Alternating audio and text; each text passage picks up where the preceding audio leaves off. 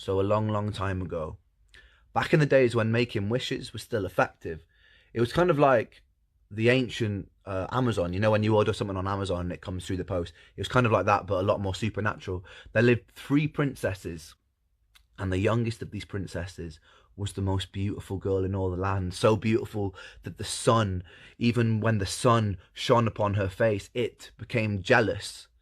Like in summary, she was fit. She was really fit. And these princesses, they lived in Giant Castle, obviously, with their father. And by the castle, there was an old, dark, enchanted forest. And the princess used to like to go into that forest. And in the middle of the forest, there was a wishing well.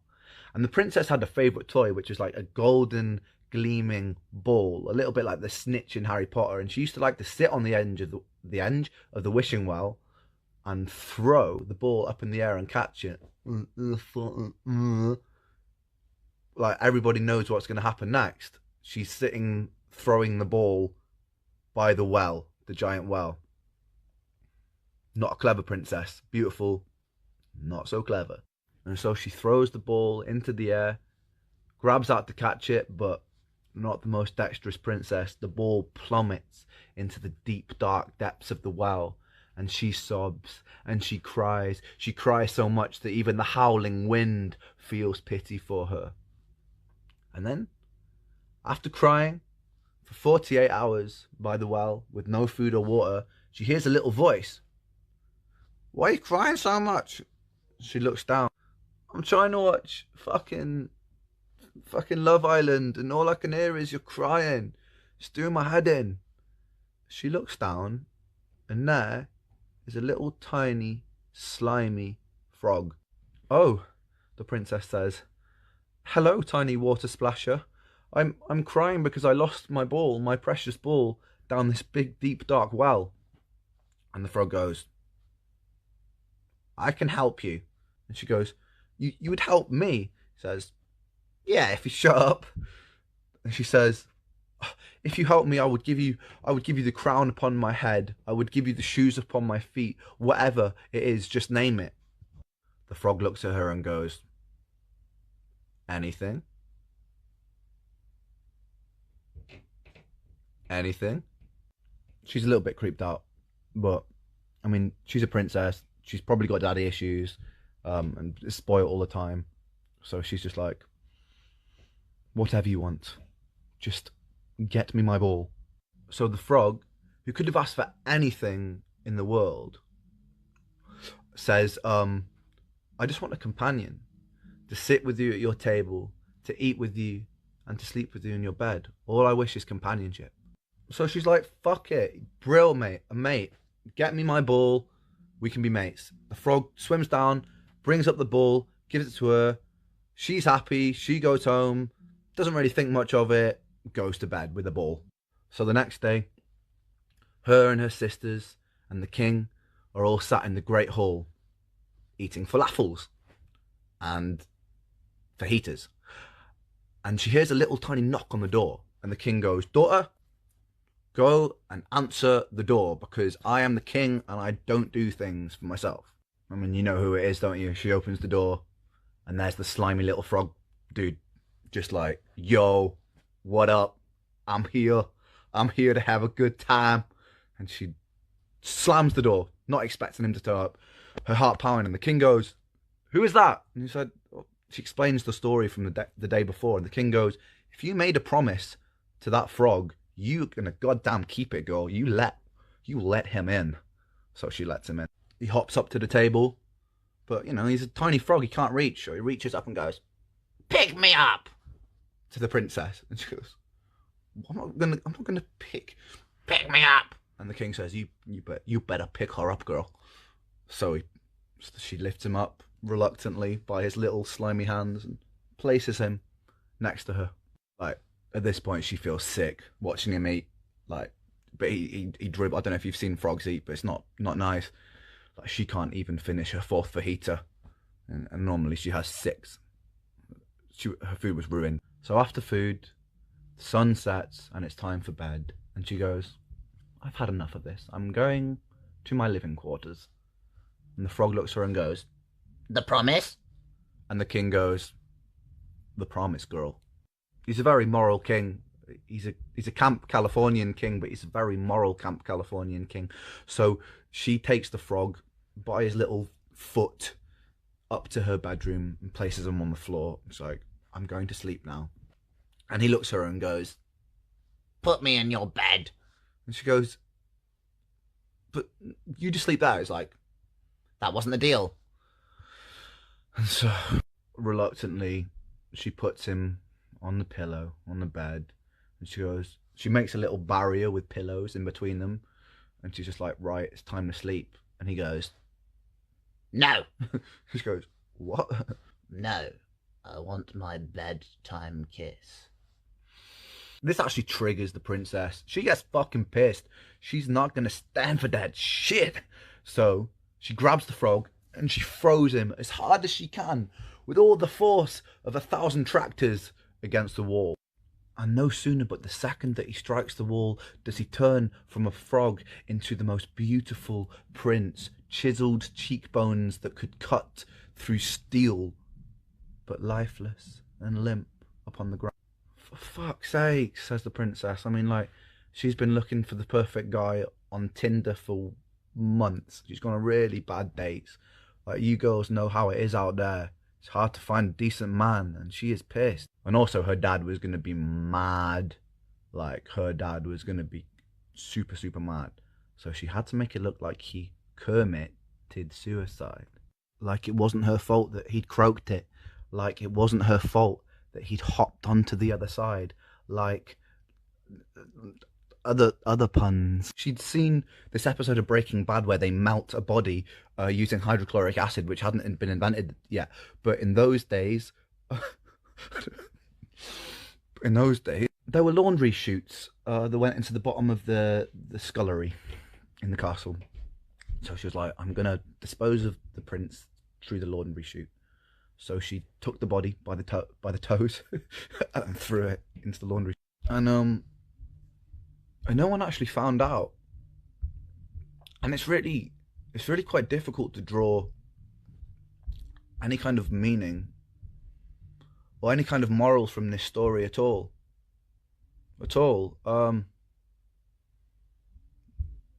Yeah. I hope everyone has a nice morning. Welcome back to the channel. I'm your host, Joey Sparks. That's 2 E's, no Y. You heard me. That's 2 E's, no Y. And in this video, I'm going to be reacting for the very first time to Ren's for Joe. I think we all know how important this video is, and I'm going to get a chance to react to it now. I had a busy morning, and so I'm just now getting a chance to check this out. I'm sure everybody's seen it, but this is my first time. Before I get started, though, you know I'm going to ask you to do all the things. How about I let my intro do the work?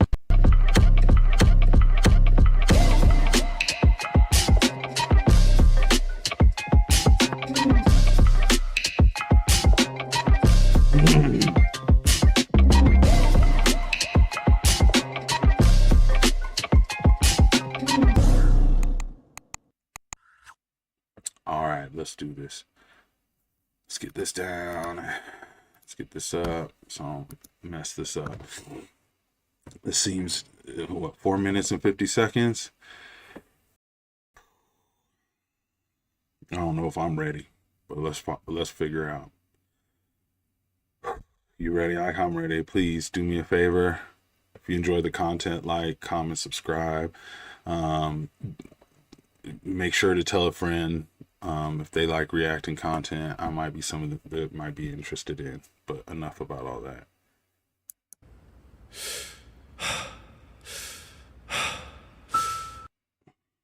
Them breathings for me.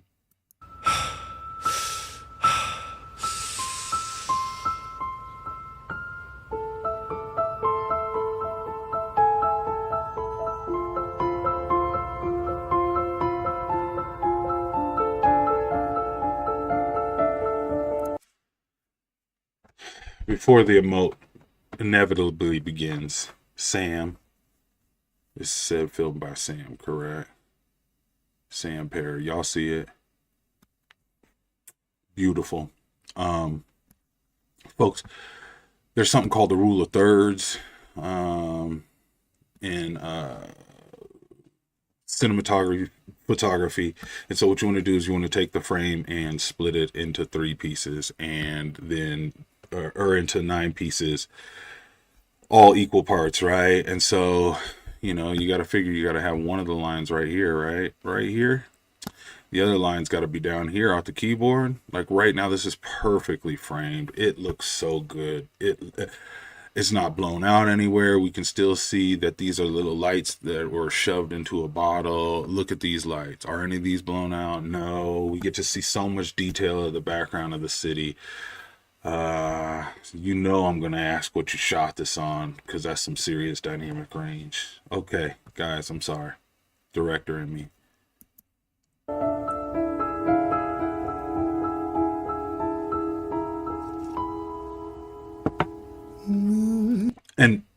And also, as well as he is on a guitar, look at him killing the piano. Wow. I know he produces, but like he played instruments, he produces. That's amazing. Okay, let's go.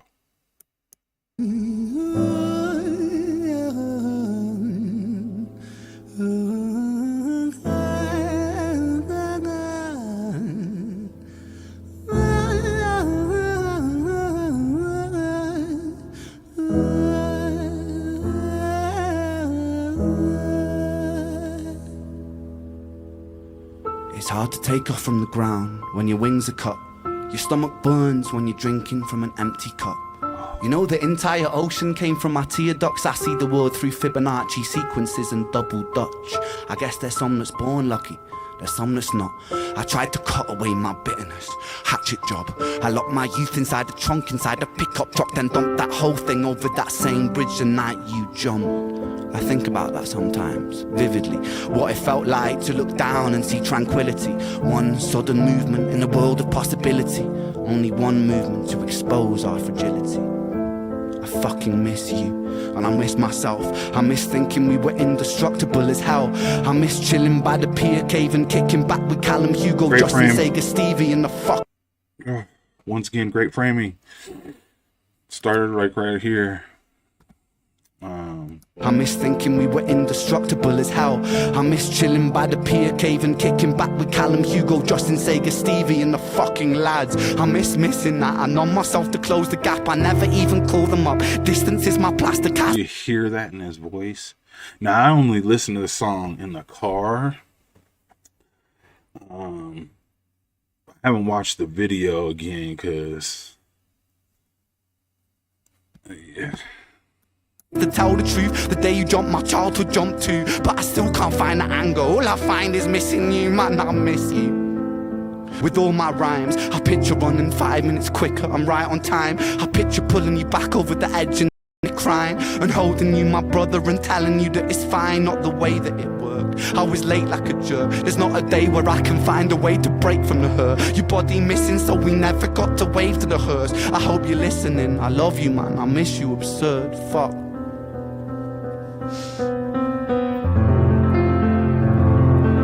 Beautiful. Amazing. Amazing. His fingers. Wow. Pause. Like it's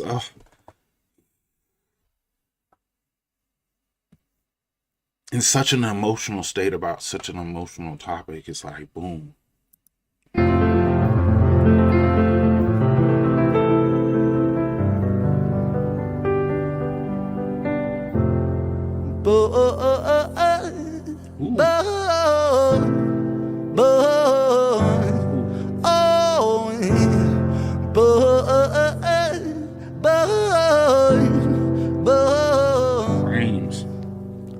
Another domino, it falls. Across the way another's born. How you're supposed to raise a child and give it courage from a storm. In a world that is confusing, contradictions pave our flaws. Some will say we're only human, others judge us for our flaws. Some get born in sheets of satin, Some get by in tattered clothes, some will die before they live. That's just how the story goes. But for those of us still with us, who reside inside our hearts, tell them proudly how you feel.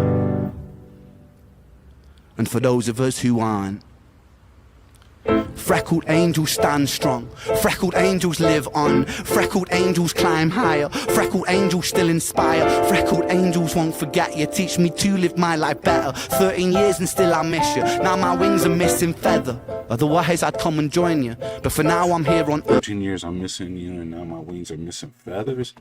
Jack, if you don't, so fuck on me. All right, let's run.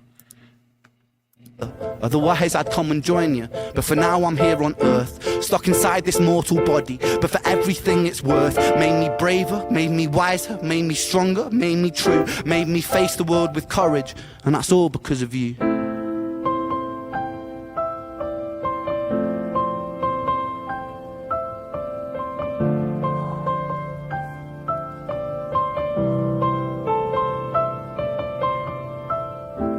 Freckled angels laugh the hardest, and their hearts, they are the... That point was for Sam. It's just, I'm seeing the movement, and I'm seeing like just the things. Freckled angels laugh the hardest, and their hearts, they are the largest. With their wings, they fly the farthest. So I know you're gonna be okay. Wow. Freckled angels live the longest, and their minds, they are the strongest. Ooh. Oh, their friends, they are the fondest. So I know you're gonna be okay.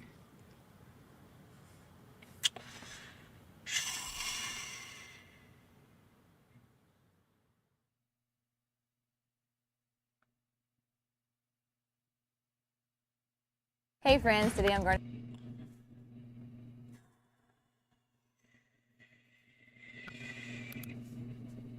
Man, that's nice. You know what I mean?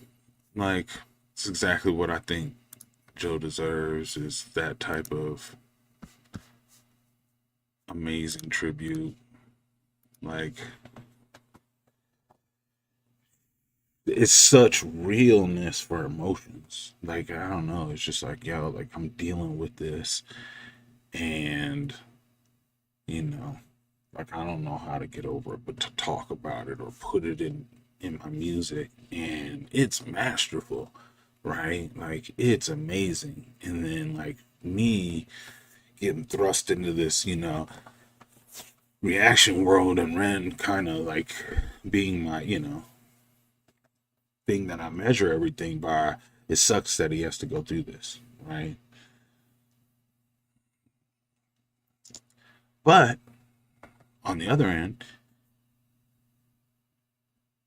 healing comes in many shapes. And so, you know, I think this is very, you know, therapeutic for him, and I just give him all the, you know, like, hands on top of him type of love, prayers, and all that stuff. So that's what that is. On the emoting side of things. But I'm gonna bring it back just because there's moments in here where Sam is, you know, like, he's amazing me. Like, well, I mean, it's just simple sometimes is just better, and shooting it clean. Like, look here, look at his face. You see this right here? This is what you would consider the highlight on top of him, but you want details in the highlights, right? We can all see this right here, right? And, you know, I've got it small on my screen, but if you're looking, you can see the different shades and tones of skin, no disrespect, man, skin wrinkles and stuff like that. But like, that's what you want. You don't want it to overpower it and not be able to see the details and the different textures within it. Like right here, oh, it's super faint if you get right here, but like he still holds on to that in the highlights, right? And then to have gradual gradients. Do you see this right over here? You see how like right here by the sidewalk per se is pretty dark, and then it just kind of rolls up. It's a different level. Like it shows you a gradient of shadows, right? Some people say you don't want to crush all the blacks, right? That's what you would normally say. But I will give a kudos because this right here, crushing out the blacks, one, in this frame right now, it helps separate him from the city like amazing, right? Plus he even has some roll off and some gradient right here. But look at the levels. Like, I just love it. It just looks like a graphic. And so what do I be saying? You break the rules when you need to, right? Great time to break the rules in this, in my opinion. And telling you Watch that how it's fine. he's keeping Ren as a focal point. Now, the rule of thirds, another rule that can be broken. Sometimes people say, you know, like, you put it, you put a person on, like how I am on the screen. You put me right here, right? And then on this square third, right? And then leave all my front here. But sometimes some people will tell you put their face here if they're lost or they're confused and they don't know what to do and have all this unnecessary background, but like have it cinematically pleasing, like have something on a focal line like this, right? So his head is allowed to kind of move here in the middle box of the thirds, while this horizon line does its best to stay at the top third. And then there's moments where his eyes line up with this back line, and it's like, it's almost like a double entendre in rap bars, right? It's like, look at his eyes, and then when you break that eye contact, look what's behind him. Now I'm assuming this is some sort of state. They're in Brighton, right? Hit me, dog. But if I'm correct, this is where, this must be some stadium somewhere near there or something like that, some football stadium or something like that, football. So yeah, it's just like, watch. Not the way that it worked. I was late like a jerk. There's not a day where I can find a way to break from the hurt. Your body missing, so we never got to wave to the hurt. I hope you're listening. I love you, man. I miss you, absurd. Fuck. It's up on the third. Now he's gonna change dynamic to give us some depth. Look at this. Oh wow, such great movement to get in on them hands.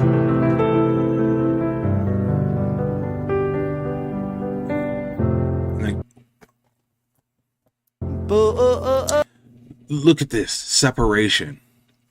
Separation. Separation. Some would say you'd want an extra separate light there, but you can't, because then you're going to see the poles and it'll probably be too much. When especially sometimes simple is more, right?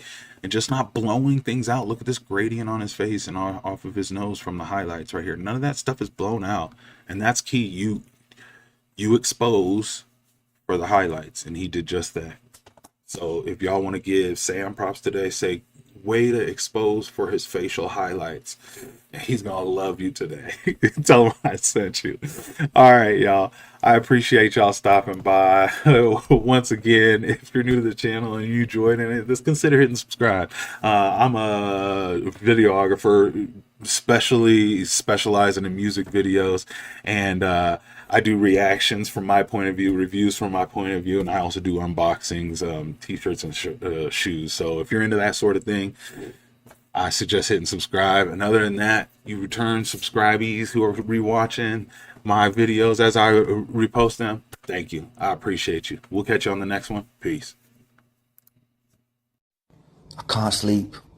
I'm Welsh, so if I count sheep, I just get an erection, which doesn't help. I think it's because I stopped smoking weed.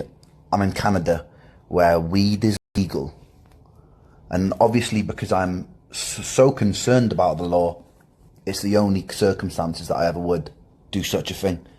And I decided to stop just because it was becoming a regular occurrence and I was being less productive, less on this planet, some may say. But I stopped that now, and my brain won't bloody shut off. Well, it's not like it won't shut. I'm not like overthinking. I just can't do, you know, I feel like I've forgotten the thing that people do when they just fall asleep.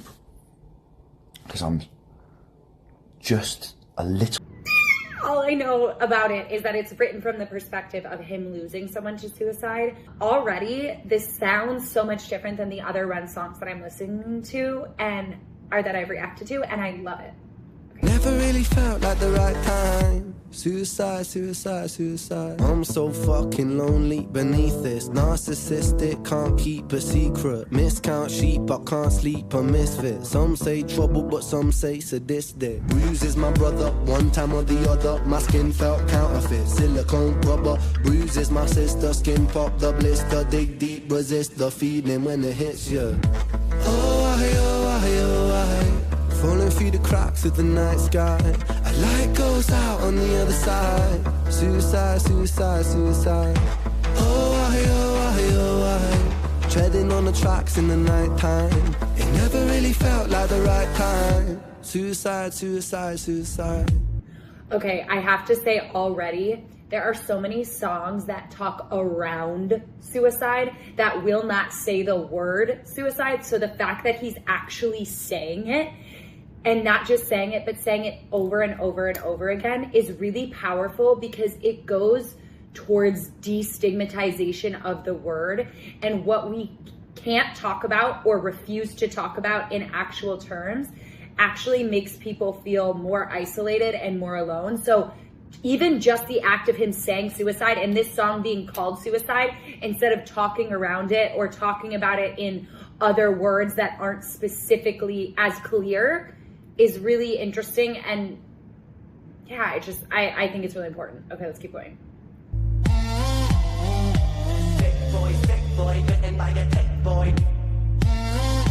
Okay, the callback. I'm so fucking washed up and seasick, masochistic kid. Okay, I love Sick Boy. Oh my god, this is so good. I'm so fucking washed up and seasick, masochistic kid with a split lip. 6 feet deep, I can't eat, I'm nervous. Won't stay down cause my body purges. Useless my mother, can't keep in my supper. Skin so pale cause my cheeks leak colour. Truth is my father, you choose your karma. Draw for the sword, then drive through the armour. Oh, I, oh, I, oh, I. Falling through the cracks of the night sky. A light goes out on the other side. Suicide, suicide, suicide. Oh, I, oh, I, oh, I. Tracks in the night time. It never really felt like the right time. Suicide, suicide, suicide. Falling through the cracks of the night sky. That makes me, a light goes out on the other side. That sounds like an analogy for someone like taking their life by jumping off of a bridge, like falling through the cracks of the night sky, like falling through a bridge. A light goes out on the other side. When we think about a light going out, we think about a death, a darkness. But what's interesting about that is it also acknowledges that when someone dies, the light that they held within them, like all of the good within them, it can feel like it goes out on the other side. I know from my personal experience that the light that someone we have lost carries can live on in us. But it's an interesting perspective to take of like a light goes out on the other side. We lost something beautiful, and that person, as they were falling through the night sky, couldn't see how beautiful and how important their light was. And they didn't realize that that's what would be happening, that they wouldn't just be falling into the darkness because they were darkness and they were pain, but they would be falling into the darkness and there would be something that was lost. Oh my god, okay, he's so freaking good. I just love Ren. Suicide, suicide, suicide. Suicide, suicide, suicide. Suicide, suicide, suicide. Suicide, suicide, suicide. Over and over, it's so destigmatizing.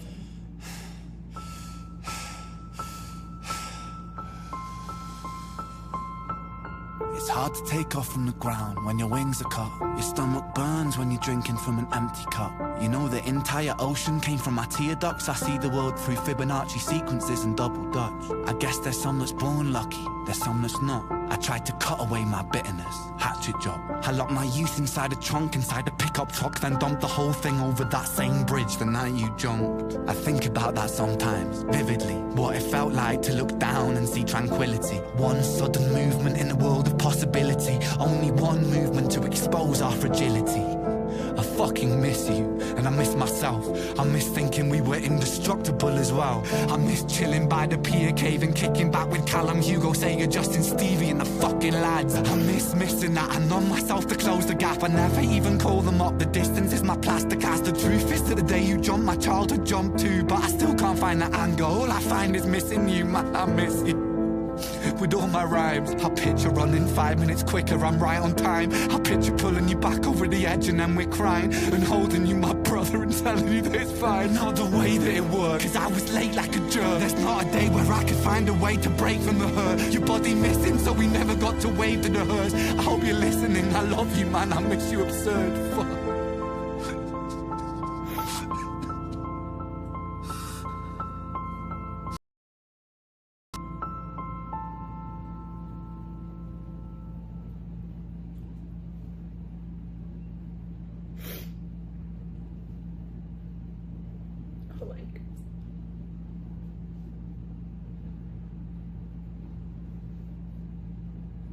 Ooh.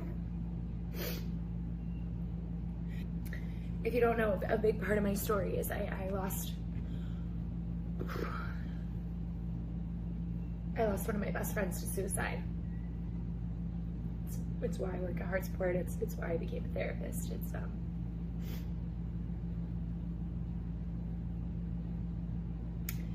It's one of the most painful things I've experienced in my life.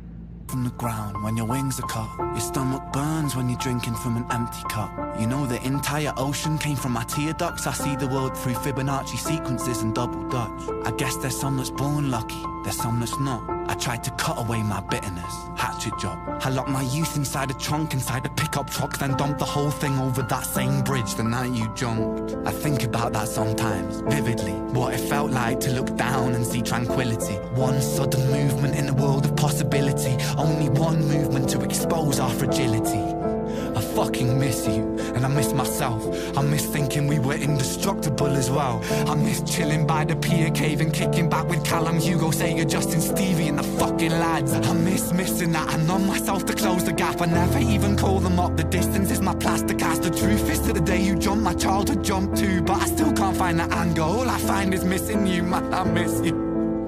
With all my rhymes, I picture running 5 minutes quicker, I'm right on time. I picture pulling you back over the edge and then we're crying, and holding you, my brother, and telling you that it's fine. Not the way that it worked, cause I was late like a jerk. There's not a day where I could find a way to break from the hurt. Your body missing, so we never got to wave to the hers. I hope you're listening, I love you, man, I miss you absurd. Fuck.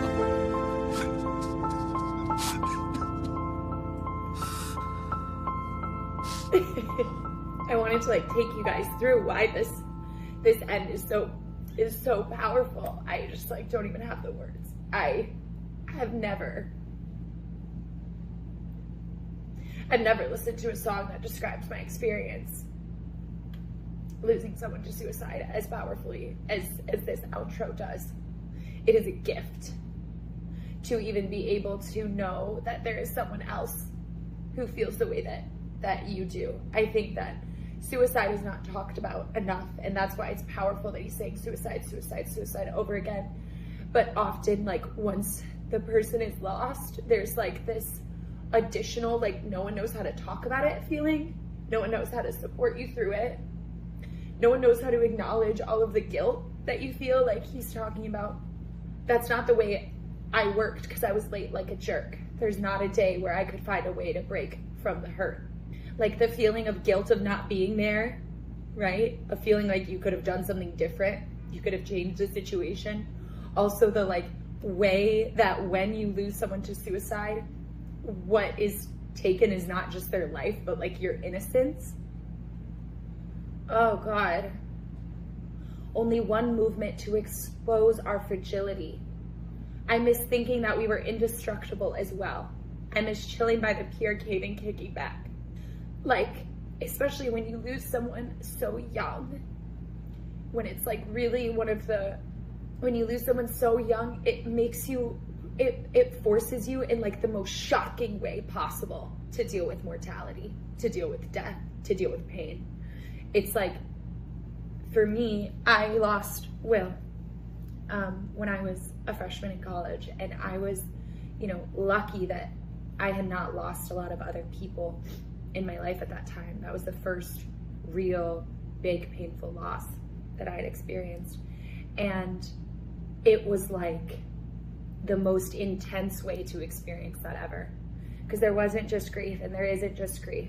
There's not just grief for the person, there's the grief of your innocence. There's the loss of feeling like you're in control. There's the guilt.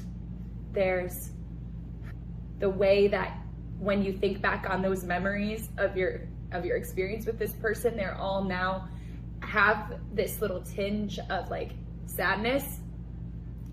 There's so much regret, and then there's just the missing and the longing and the wishing and the forecasting of maybe it could have been different if something would have been different. I hope you're listening. I love you, man. I miss you. I'm sorry. I'm having such a strong reaction to this. The song is the most beautiful piece of art I've ever heard, and I honestly, it's such a gift. Oh my God. Let's get meta for a second. My reaction to this song is the exact reason that this song is so powerful. I listen to music all day, every day. It's the most healing, powerful thing in my life. It's why I love this job. But it is very rarely that I have this reaction to a song about suicide, because it is very rarely that someone actually names suicide specifically, one. And it is very rare that when they do name it, they continue to name it over and over and over and over and over again. And then they talk about the nuances of what it feels like to both. It honestly feels like this song handles both perspectives. To be someone who has lost someone, and to be someone who has considered suicide.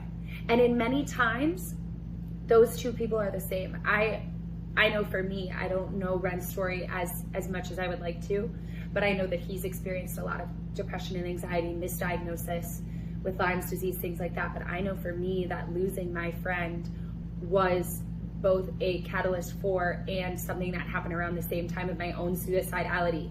And that is a story that I hear far too often, that often the people who experience the loss of suicide are the same people that feel suicidal themselves. And so I think that's another reason this song's so powerful. But what this song just did is it named it, and it named it over and over and over again, and it named it so specifically that it allowed me to tap into a well of pain that I often do not tap into. And that tapping into that well of pain and having someone understand it and not try to solve it is what heals, right? When suicide becomes not a warning symbol, an emergency, something that we need to solve, that we need to shy away from, that we need to talk around, that we need to fix immediately, that we need to treat someone like they are a problem because they are feeling this way, and instead because something that ignites empathy, that's when it actually gets fixed. When we stop trying to, I don't want this to be controversial, but rising suicide rates are a problem. Don't get me wrong. It is the problem that I, in my work, want to try to solve. And also, we often take the people like them having those thoughts are the problem, when in reality, those thoughts are just a reaction to a well of untouched pain and unempathized with pain, right? So they make sense. We need to stop treating it like, oh, we have to fix you and we have to shove it down and we have to make sure you never think these things. And instead start treating it like, oh my gosh, if you're feeling this way, something must be really wrong that we need to talk about. Something must be really painful that you need to have empathize with. Come to me.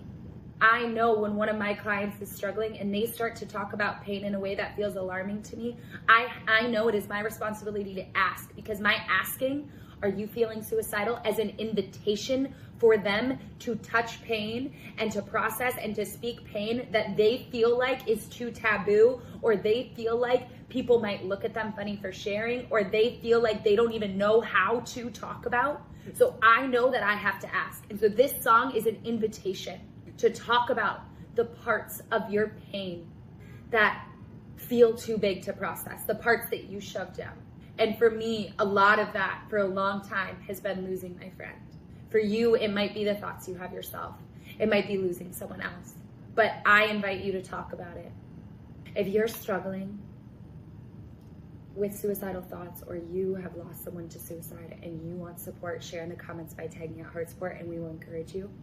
And if you want to be a person who helps others process their pain, support them through it, if you want to be someone who empathizes with, check out my 5 songs to be a better friend. Click the link below and it'll help you.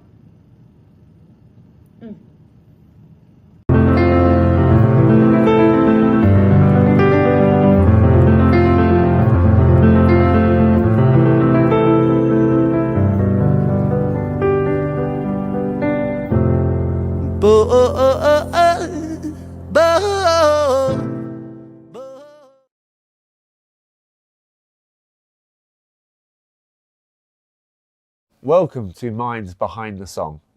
Today, I'm joined by a man whose talent knows no bounds. His music is raw, it's real, and it's truly artistic. Ren, who has himself got a mental health story, has released a follow-up to his highly successful viral hit, Hi Ren. Today, we talk about suicide. Ren, before I begin, just a bit of disclaimer to yourself and the audience. I have lived with experience of suicide. I lost a loved one to suicide. Yeah. And I've also contemplated it several times. So I say that as an outset because I want to say thank you. Because this song helped me. Because it really just shows the true emotion behind what someone is going through as a loved one and also what someone probably is going through when they've got it. Yeah. And I look at your comments on all the songs and there's loads of fans that will say that. I just kind of want to know, what does that mean to you? Instead of talking about the actual song, what does it mean to you when you see fans that you're having such a positive impact with? I think like trying to like step away from it and take like more of a bird's eye view. Like with my music, I've always tried to almost create a space of being a voice for the voiceless, you know, because you don't hear a lot of stuff in music particularly that will deal with things like chronic health problems, suicide, severe depression, whatever. And it's really important for me to create something that's a companion for people going through those things. And it's a bit of a, when you're sitting down, you're trying to digest the fact that people will say, I was thinking about this and I heard this song and then it stopped me. It's a really big thing to try and digest. And actually, I almost detach myself from it because it's quite a weighty thing and it's almost like a responsibility in a way. But I think it's beautiful. I think what my favorite thing about it is this terrible situation that happened and this thing that was a really insidious situation for me, whether it was like Joe dying or whether it was my own mental health declining and my own relationship with it. It's like, if I've been able to alchemize that and turn that into a piece of music that then saves people, it's been transformed into something that's light for someone else, or it's a buoyancy aid for somebody else. So yeah, it means an incredible amount actually, because it justifies my journey with it. Otherwise it's pointless, it's for nothing. And yeah. So tell me, what was the motivation behind the song Suicide? It's funny because I started actually writing that in one of the lockdowns. It was something that I'd been holding on to for a while.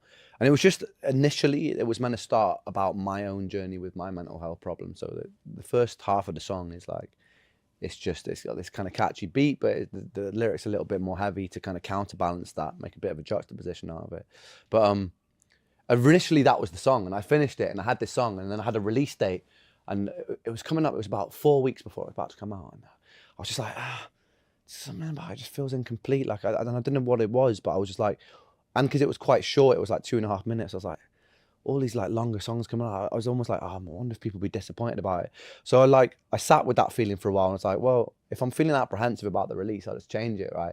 So I sat down with the piano and I came up with this sort of like melancholy piano thing. I used to like what artists like Kendrick do, and there's a sudden beat switch and it just takes it somewhere really unexpected. So I had this idea. I was like, well, I'm just going to add something to it.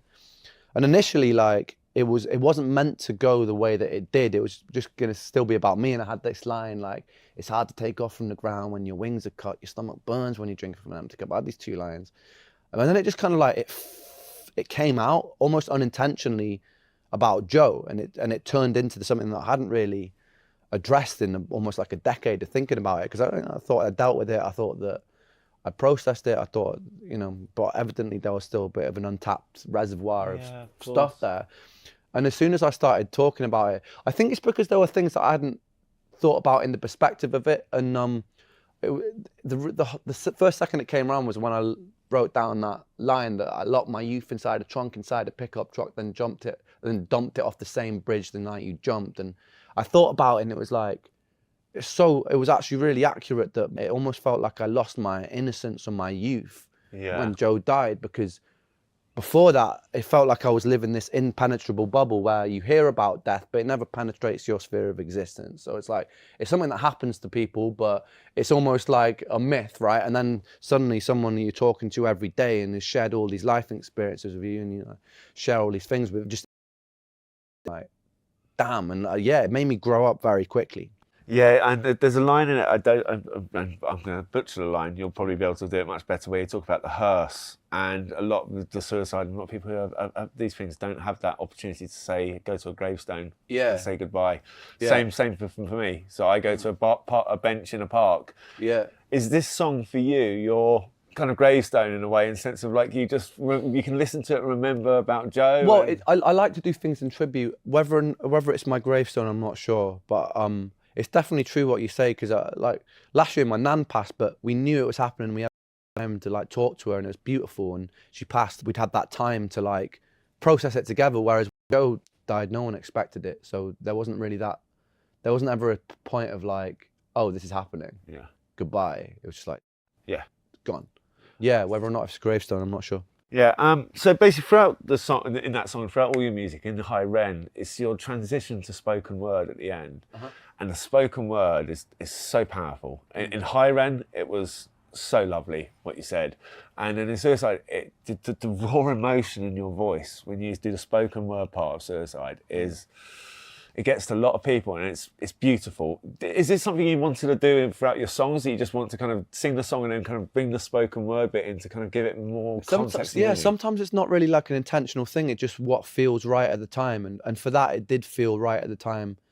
I don't know why. And I think it was also, when I was recording that last section, it's like I'd write 2 lines, I'd record them, and usually I memorize the piece, then I record it in the vocal booth. I wasn't doing this. I'd write 2 lines, record it, come back, write 2 lines, record it. And all of that was the first pass, and that's why I was crying, because it was so fresh for me. And I thought, I'm crying there, that sounds a bit imperfect. Or the timing sounded a little bit imperfect at times, and I was like, that's great. Yeah. Just leave it like that. Like, it's got to be that raw, because what it's talking about is imperfect and messy.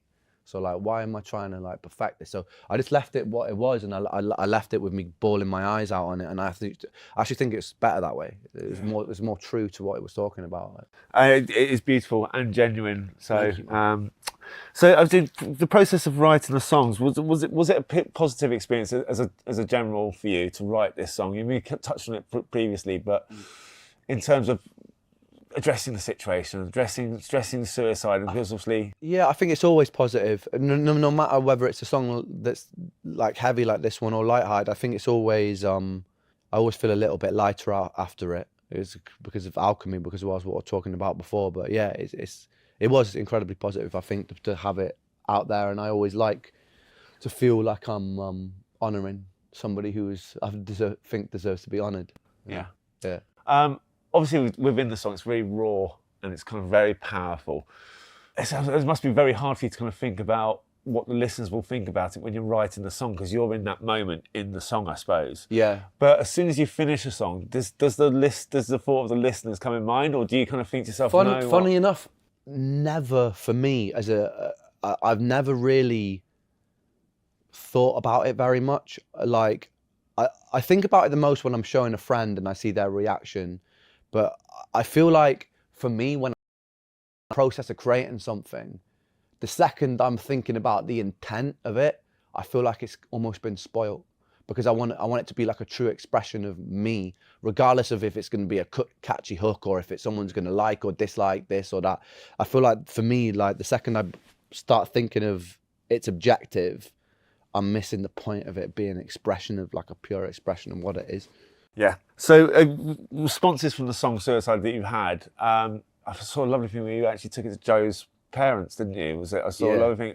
How was that? Tell me about that. It was beautiful, actually, to be honest. There was moments where it was like, obviously, I mean, I haven't seen him in a while, so long time, over a decade, and So, funnily enough, they'd moved house just across the street, so we were banging the house. We were like, I didn't even tell her because I wanted it to be a surprise. We got there, I was like, oh no, damn. And then we got lucky because we phoned up my friend, and he was like, no, they just live across the street. We knocked on the door, and she answered, and she was like, yeah, it was a beautiful moment. And we sat down. I played them the live version that I filmed over Calgary that's out now, the live spoken word version. And I sat there with Joe's mum and dad, and you know, broke down in tears, all of us. I was crying before they were crying because the weight of what I was showing them like sunk in very quickly. I was like, I'm showing the mother of this guy something I've written about, very specifically about him, you know, like there wasn't no holding back. And yeah, but it was beautiful. And like she gave me a big hug afterwards, and I let them know that, because I put 50% of all the Freckled Angels albums sold for that couple of months aside to give them. Then I said, look, I've got this money. I know that, I was like, please don't see this as sympathy money. I've been so inspired by your son to write this and to write songs before, and I almost feel like you own this money. It's not mine. She was really over the moon with that because she was been saving for this camper van. And she was like, I'll be able to buy it now. So I was like, wait. And it made me so happy to feel like I was giving back something really positive in that situation, yeah. How do you feel each time you sing the song? Obviously, if you don't want to talk about this, maybe talk about another one of your songs in the sense of maybe going into higher end, because we've talked about this. But does different parts of it get different meanings from each time you sing it, depending on what your mood is? So if you're in a happier mood, that when you're singing the song, it actually it's coming out differently. Potentially, yeah. Sometimes I always try and do something a little bit different every time when I'm playing the things live. Unfortunately, I haven't really had the position. I'm not in the position to have been trying it out on the road a lot because I'm in Calgary treating my health problems. So I haven't actually played it a huge amount of times after the video was finished, to be honest. So I don't really know the answer fully to that yet. But yeah, definitely what I try and do is embody the headspace that I was in when I writ it all the time performance, because then I think you can be more true to the performance. It can be pretty taxing sometimes when it's such a heavy topic, because then if you've got a set list particularly, then you've got to switch into something. I don't know. So you've got to think really carefully about where am I going to put this. It's like acting, right? If you're singing about something so deep, you can't just do it like, yeah. You know what I mean? You got to embody it a little bit. So even if you're feeling great, you've almost got to open a bit of a door to that, and then you've got to close the door to that. So it becomes something, it's a skill you try and train up with time, I suppose. Yeah, because you're taking the audience and yourself on a journey, aren't you? So exactly. So you've got to think about how that journey doesn't, because you wouldn't follow up that song with then a completely less like cheery, happy song, because it just wouldn't, you know, unless there's some thread, I don't know. So I'm not going to talk about Ren's music anymore. I'm going to talk about someone else's music, and I want to know, what song did you connect with? So like people were connecting with your songs, what song did you connect with that actually had that kind of impact?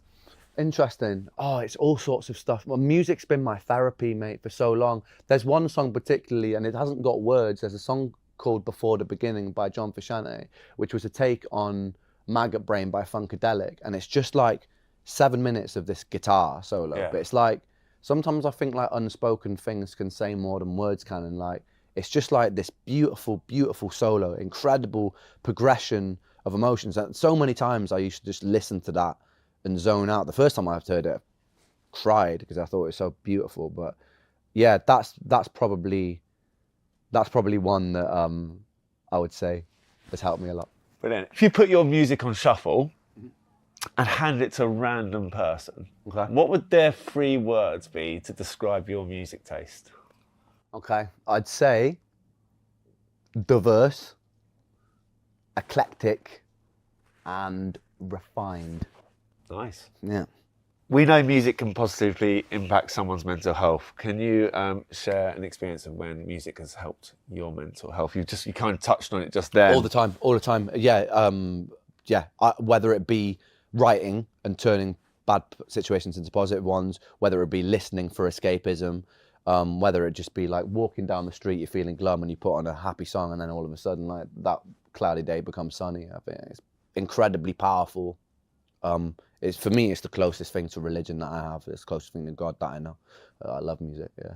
And obviously, just talking about mental health, just as a general, how much does it mean to you to kind of help people in terms of yourself as well with mental health and journey, telling your story? Does it help Yeah. you?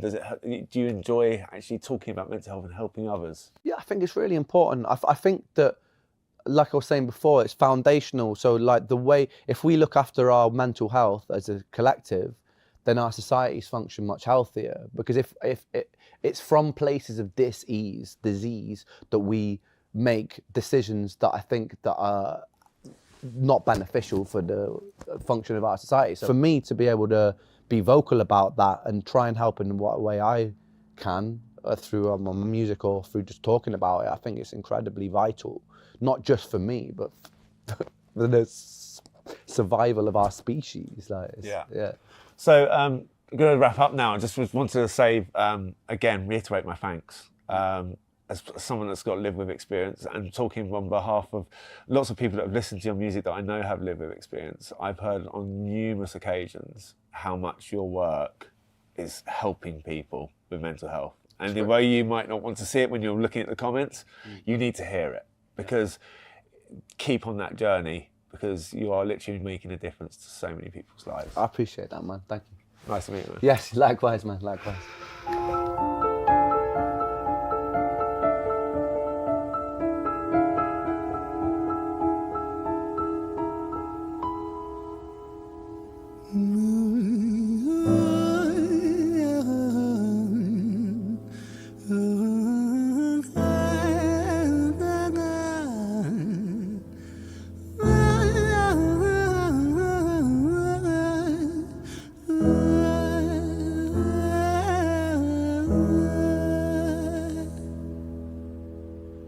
It's hard to take off from the ground when your wings are cut. Your stomach burns when you're drinking from an empty cup. You know the entire ocean came from my tear ducts. I see the world through Fibonacci sequences and double Dutch. I guess there's some that's born lucky, there's some that's not. I tried to cut away my bitterness, hatchet job. I locked my youth inside the trunk, inside a pickup truck, then dumped that whole thing over that same bridge the night you jumped. I think about that sometimes, vividly. What it felt like to look down and see tranquility. One sudden movement in a world of possibility. Only one movement to expose our fragility. I miss you, and I miss myself. I miss thinking we were indestructible as hell. I miss chilling by the pier cave and kicking back with Callum, Hugo, Justin, Sega, Stevie and the lads. I miss missing that. I numb myself to close the gap. I never even call them up. Distance is my plaster cast, to tell the truth. The day you jumped, my childhood jumped too. But I still can't find the angle. All I find is missing you, man. I miss you. With all my rhymes, I picture running 5 minutes quicker, I'm right on time. I picture pulling you back over the edge and then we're crying, and holding you, my brother, and telling you that it's fine. Not the way that it worked, I was late like a jerk. There's not a day where I can find a way to break from the hurt. Your body missing, so we never got to wave to the hearse. I hope you're listening, I love you, man, I miss you absurd.